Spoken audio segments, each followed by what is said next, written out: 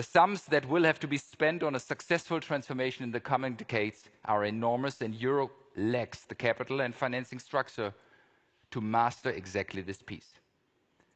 We urgently need to change course if we do not want to rely primarily on foreign banks to finance Europe's future. And nobody should take this danger lightly.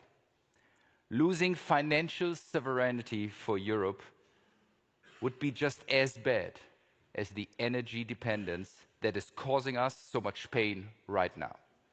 To avoid this, two things are required. Number one is a political determination to create the conditions that attract private capital to a much greater extent in Europe. Without a substantial increase in private sector investments, Europe cannot be competitive over long term. We will neither master sustainable transformation nor be able to keep pace technological.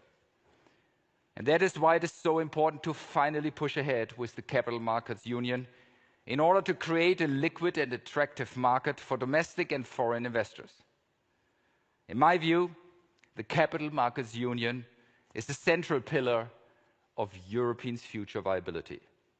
Without it, and I said it before, the European Green Deal will be impossible to finish.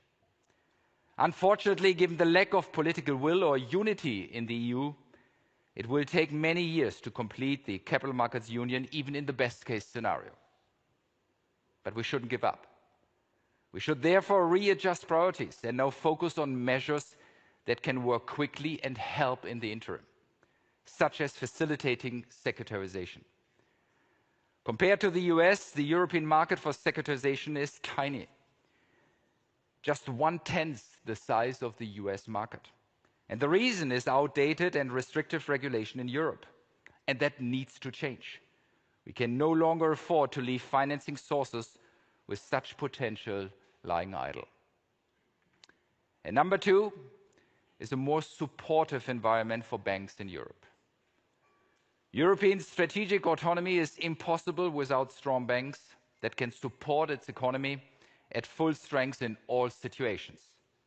We have been part of the solution, together with the right action taken by the ECB and the governments in the COVID crisis, and we want to be part of the solution going forward. In order to achieve this, we banks must first look at ourselves. There are always things we can do better, but I do see very committed and ambitious management teams across the sector. Admittedly, our industry has done well in recent years in a difficult environment, has achieved a level of stability and profitability that few had thought possible. Nonetheless, the gap between us, and in particular our US competitors, has not tightened. We must therefore not rest on our achievements, but continue to work on ourselves to become even more efficient, get even closer to our clients, and spend up significantly with regards to technology and innovation. There is no doubt.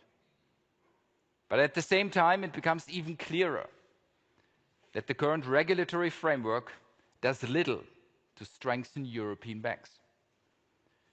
And German Finance Minister Christian Lindner, who I understand unfortunately had to cancel his participation at today's EBC on very short notice, recently affirmed this with remarkable frankness.